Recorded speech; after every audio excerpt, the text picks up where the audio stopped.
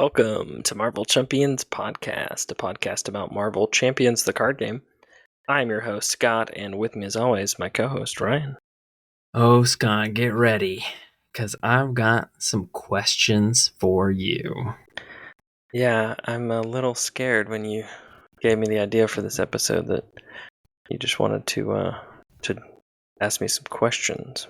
That's right. There has been something on my mind that I've been wanting to ask you and also the community, and I'm excited to finally be able to share it. And you have no idea Should I what it be is. worried or scared, Ryan? Yes, you should be. You better run. Run for your lives. No, it's not going to be that bad. Maybe it will be that bad. I don't know. We'll find out. Okay. It will know if this went really poorly if this episode never airs. Okay. Okay. It'll be that like one lost episode that was never released. Yeah. It's the Batgirl movie that DC canned and sold or whatever. Put on the shelf of some random director or producer. Yeah. There you go. All right. It's going to be a series of questions, but we will start it off. I have noticed in the last two waves, the X-Force and then the final X-Men, that it's all been heroes that have been released in that cycle. Whereas the first mutant cycle had Mojo Mania, which came out with 3 new villains. And some may argue it's one of the best campaign boxes, quote unquote, out there. My question to you is, what are your feelings on waves of just heroes and waves of where there's like a villain scenario pack included? So, general overall thoughts. I have a positive that if you can have a scenario pack in your wave, I think it helps for me as a player get me through to the next box, because you can look on both sides, and the ideal point is the main big box, a couple of heroes, scenario pack, a couple more heroes on the other side. So then you can take all those heroes released up to that point. You've hopefully taken at least 2, if not all 4, through a campaign. And then now you can take all 4 of those through your new scenario pack. And then on the other side of it, you've got 2 new heroes that you can take through 6-ish, depending on the scenario pack. More villains, plus everything released before that. So it is definitely I think a large benefit if it can happen. Yes. So just some quick notes.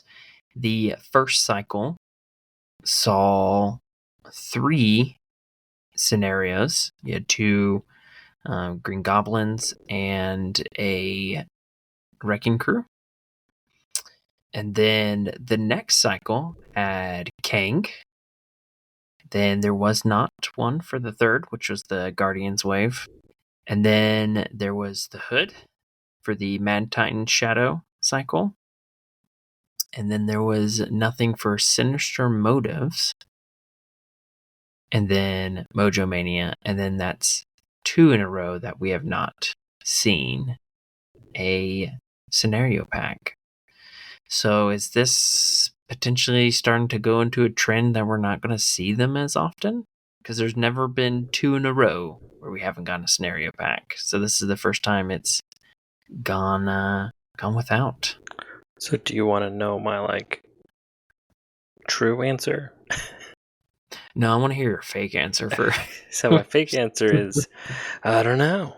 Now, so having listened to other interviews with other content creators and talking about them from their Gen Con live stream, trying to bring more people on from a developmental side of it, I don't see why they now don't have the resources to at least get one into in every other wave.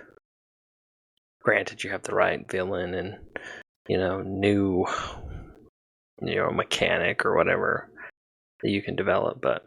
And the other thing that I've heard them say, the developers, is that the scenario packs are never planned. It's always kind of extra. I would imagine and theorize that they're potentially ideas that might have gotten shelved, or they presented and they said, yeah, we don't really want that in this wave, so just kind of shelf it, and maybe it goes out to the island of misfit scenarios that they can draw back from and finish flushing out or something. True. I personally think that the game is better when they are able to do a scenario pack.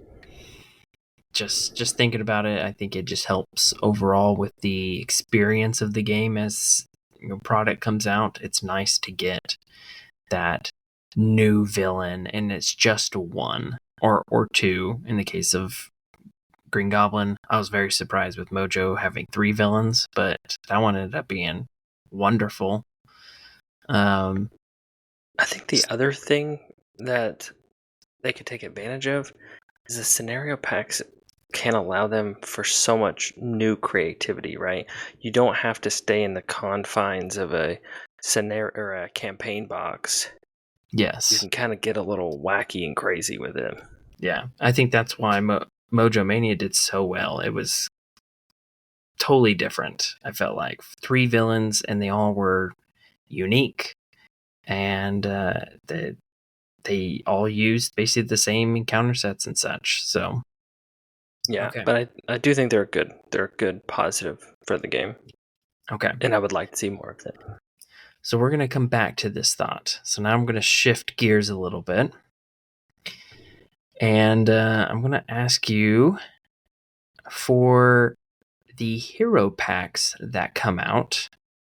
In the beginning, the extra cards were always additional player cards from the other aspects, maybe some basic cards. But more recently, we've been seeing encounter sets being included with player packs. I can't remember which cycle it started with. It was the Sinister Motive cycle. Sinister Motive cycle. Okay. So, what are your thoughts on getting more encounter sets with heroes rather than more player cards from other aspects? My overall thoughts is I think they are value added as long as they're not doing it every time. The nice thing I like about the extra player cards, aspect cards, is usually they are a aspect theme of whatever the hero they're coming in does. Mm-hmm.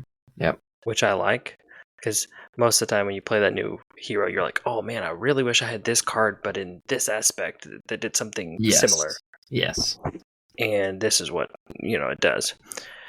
I think the modulars kind of go to a similar framework of that scenario junior.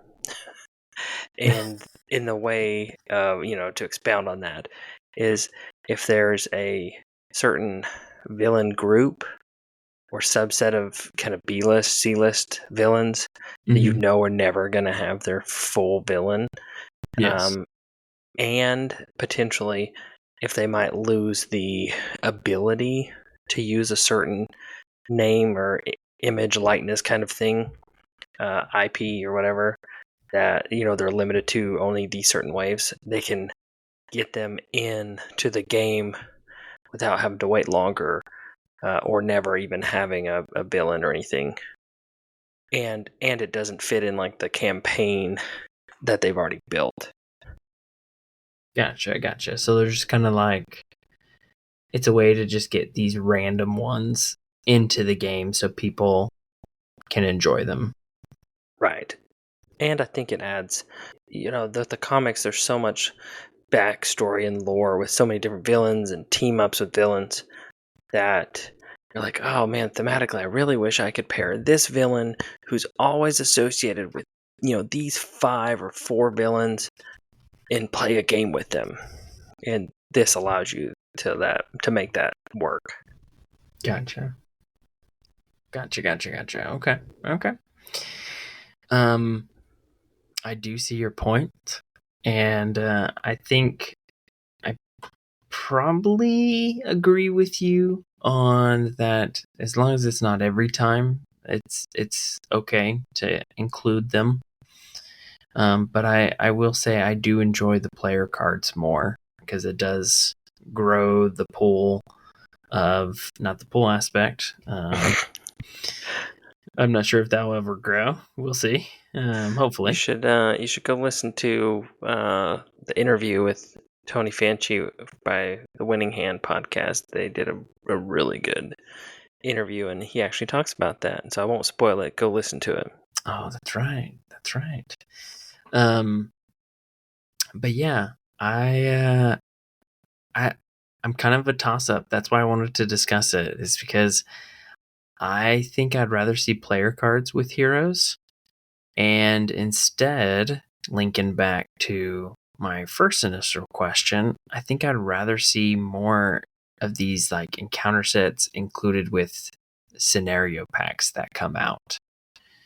And that was their model early on, right? You got like 2 Green Goblins and a ton new modular sets. That's kind of where Yes. you got them. Yes, that's what I think I like that. What do you call it? Rollout. What do you call them? Oh, feet. I don't know. You Package like deal. that method of rollout, yeah. Yeah, I think I like that more, and I think it was great. So, like when the hood came out, that came out with a ton of new encounter sets, and that was great. You got to play with a lot of them because of the way the hood's set up, but it added a lot of flavor for some other ones, and it kind of made me have this thought about we get tons of new encounter sets with each box, and then if you include new encounter sets with the heroes, for me, I've noticed that I'm getting lost in the encounter sets. There are so many encounter sets that I think there's some that I still haven't even played with. I think they get lost in the hero packs, at least for me. I think we've mentioned it on another episode, a recent episode, is you can kind of get stuck in that recommended itis where you're only playing with the recommended. I can definitely see your point. Yeah. So I guess my thought is if I had to choose, if FFG threw me in a room and said, this is the only chance you've got, you have to make the right decision. Either to do one scenario pack a wave that includes encounter sets, maybe less than adding it to a player's, or adding encounter sets to player packs, I pretty much always do the scenario. Okay. I think there might be maybe too many encounter sets at this point. Maybe need to pull back a little bit. But then again, me saying there's too many, and you look at the card pool and there's hundreds of cards. I don't know if I can really say that. I was gonna say, Ryan, have you played every single player card? Probably not.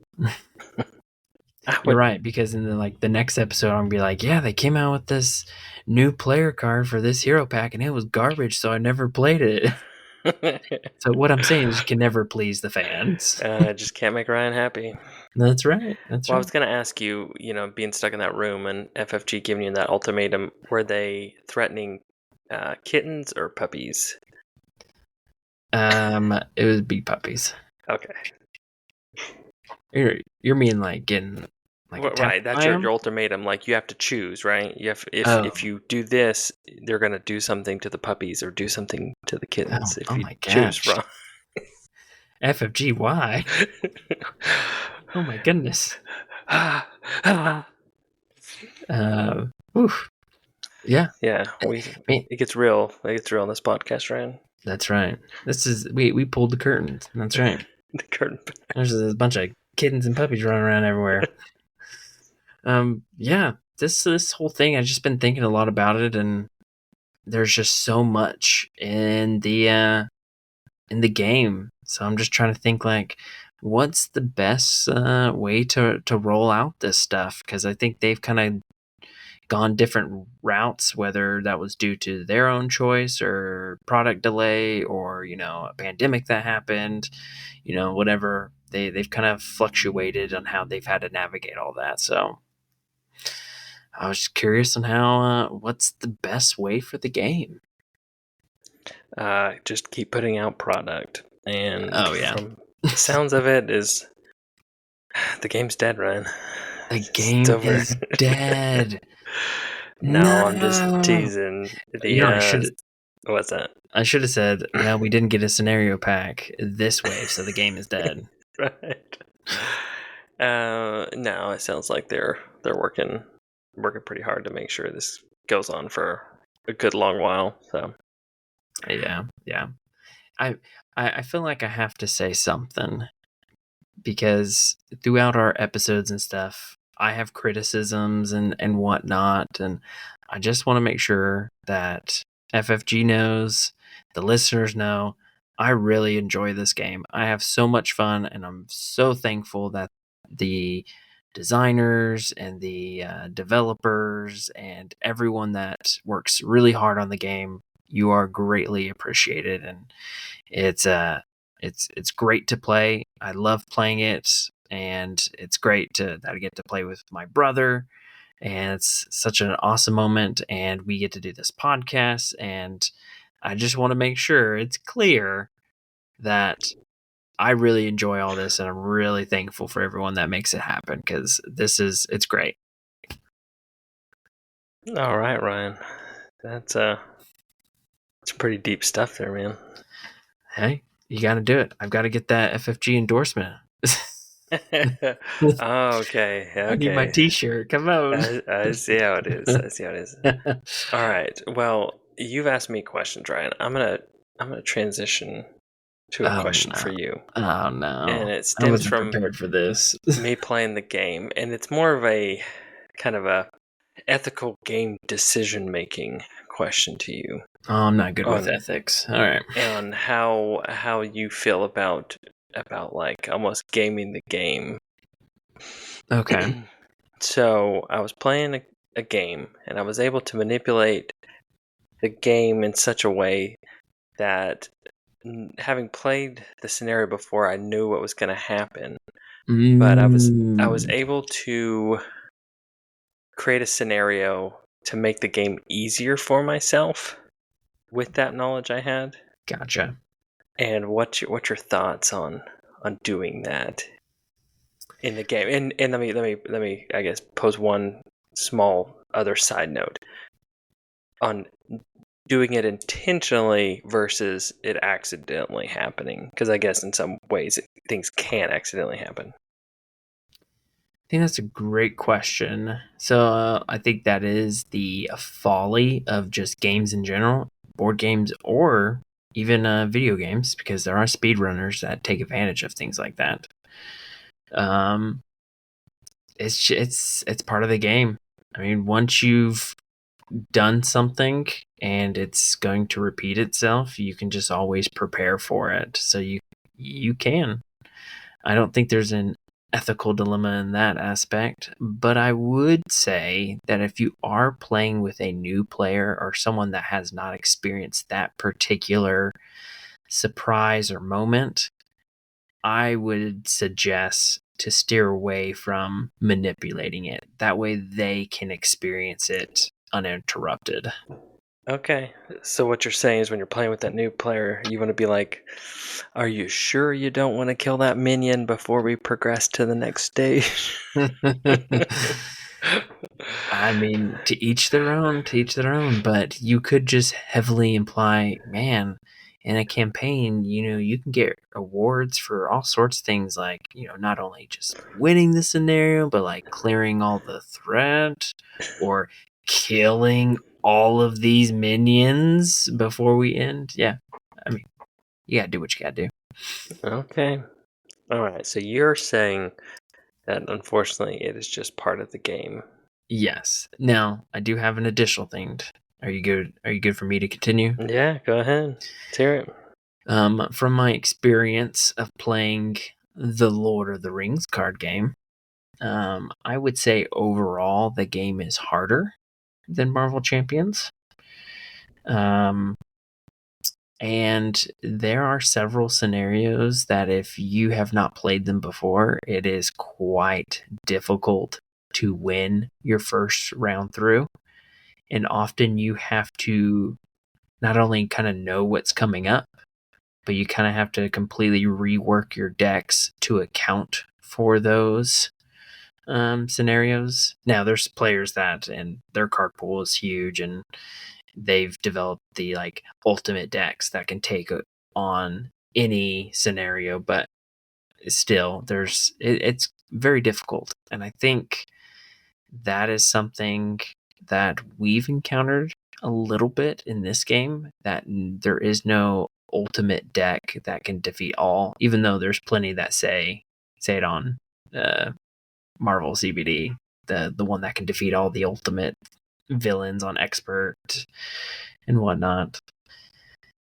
But I think at a certain point the game's going to shift where you can't just play the same deck over and over. You have to play it, learn how the scenario works, and adjust your deck accordingly.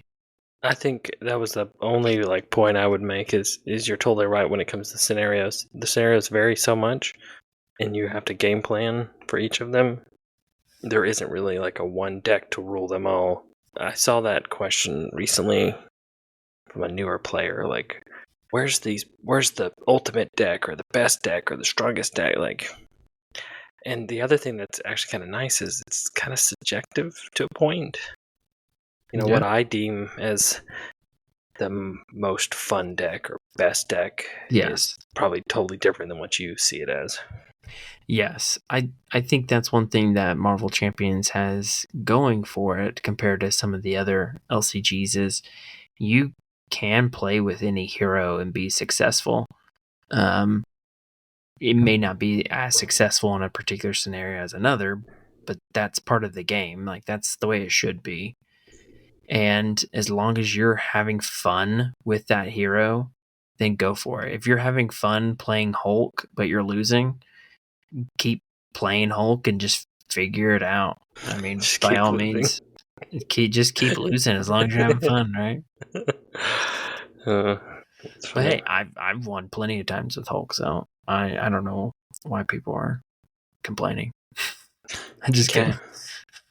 Wait, what's All the right. what's the Deadpool card? Get good. Yeah, get good. All Get right, Ryan, you segued right into my last question: is how do you make Hulk better? Is No, it I'm just really? kidding. No, I'm just kidding. Oh, play protection and play taunt and a bunch of readies. That's Yeah. a fun deck I've had with him. So Well, good. There you go, listeners. Taunt Hulk. yeah, I like it. uses mass amounts of health as a resource and just soak it up and just draw a bunch of cards and beat the snot out of your guy, unless you can't. All right, Ryan.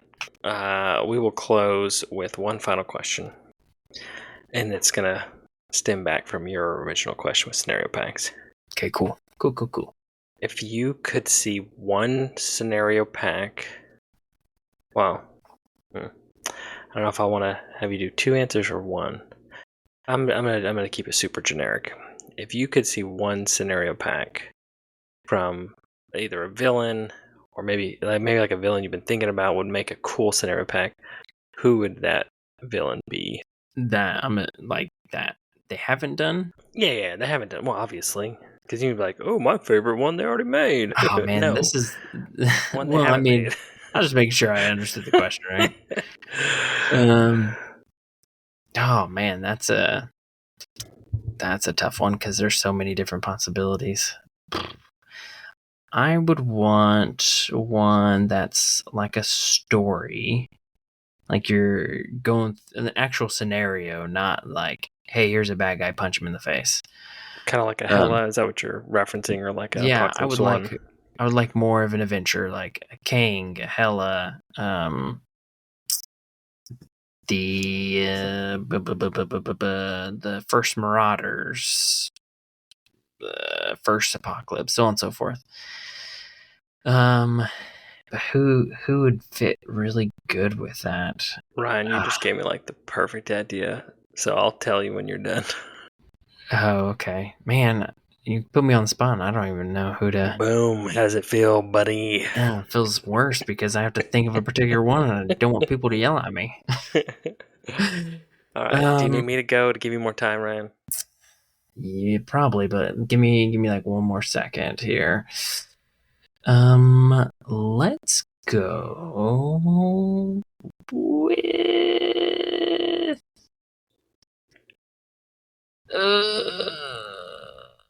yeah, you're gonna have to go. So I don't know who the villain would be, but I think it would be really cool to face like a scenario like that where it's more of a story, and it would have like a little bit of elements of King, I would say, but one where you face I like the whole time traveling. To me is really cool, and you would face like a medieval version of a villain, and then you would hop through time and do like a silver gold age kind of 70s 60s 70s version, and then like a now version, and then like a 2099 version. I think that would be pretty cool. So you're almost like talking like a mixture of Kang, Loki, and Dark Beast. A little bit, yeah, but pick like a really cool villain that has a villain from each of those times or something. I feel like That would be cool and unique with each version. Yeah, I feel like they've done those type of villains already. Oh, Ryan, you're just jealous that you didn't think of a cool idea like mine. Yeah, that's true. I think I'm starting to get someone that I might like. I would love to do. I have the idea, but I'm not sure what villain to go with. All right, pitch me your idea, and I'll see if I can get you a villain. Okay, I would love to make a scenario that is basically from the first season of the Netflix Daredevil, the hallway fight scene. So combine like that mentality of like the hero just going room to room punching people, and also the combination of the movie The Raid. Have you ever heard of that? I don't think I have. So basically in The Raid, people are trapped in a building and they fight. It's a martial arts movie. Okay. So basically that your heroes are maybe on the bottom level or the top level, and they've got to get to the other, and they have to go through waves of bad guys until you get to the final one. So I would love for like the scenario not to be a single villain, but a combination of like minions, for like the ultimate minion kind of thing is the final boss. Does that make sense? Yeah, it's almost having like a wave of grunts, and then a wave of like lieutenants, and then a wave of generals, and then like the big bad or something. Yeah. So kind of like how Apocalypse, the first Apocalypse, and as well as Hela has like that minion guard. You can kind of do that, but it can be more than just one particular one. And yeah, you're just going through these champions basically every level until you get to the final one. Okay. I'm not sure what that would be. I don't know if that needs to be like a Kingpin scenario and you're facing like Tombstone on your way up and stuff like that. Okay, yeah. Up the Empire State Building kind of thing. Okay, yeah. I don't know, just a scenario where it's just brute force. Minions, they're popping out everywhere. So almost like an Ultron in that instance, where they're easy to take out, but there's just a ton. They're trying to swarm you, so you're just punching left and right and just boom, boom, boom, boom, boom, going all the way to the top. Okay. I think it'd be very fun with heroes that love minions, like a Valkyrie or a Thor. Okay. Minion heavy scenario, got it. So it would clearly be I guess we're talking about standalone scenarios, so never mind. Yeah. Okay. So that is a great point. I don't know if they'll ever do a Spider-Man box. If they do, or if they do like the Defenders, it might be Kingpin as the main bad guy. So I don't know if Kingpin would ever be a standalone. Right. Okay. So I'm gonna since you said that, I'm gonna tie into the point I was going to make and it didn't. Is that scenario would need to be the fourth scenario of the box, and then the fifth scenario would be you get to the top floor and there's Kingpin, right? Oh, there you go. Yeah, you could do Because something that like fourth is usually pretty minion heavy. that. Is a common thing. Yeah, those are good questions. Hope FFG is listening because we just developed their scenario for them. Or the whole box is going into the tower of the building, right? See, that would be the perfect Defenders box. It's all it is just straight up. You're just climbing the building and you're just beating up everybody. That just screams Defenders because they're that street level hero. Right. But you start on the street and you rise to the top. Okay. The box is Okay. called High Rise. All right. What's the name of the tower in Die Hard? Nagasaki Tower or something? What is it called? What is Something it? like that. It's definitely not Nagasaki. I know. What is it? Hiroshima? No, Something. Close enough. I'm gonna have to look it up. All right, look it up, Brian. There's people that are just They're freaking like out. screaming into I've their seen car Die Hard. radios. Is Die Hard a Christmas movie? Sure. I don't know if I've ever seen it, like sat through and watched it like start to finish. I've seen Nagatomi. most of it. Nagatomi, okay. Nagatomi.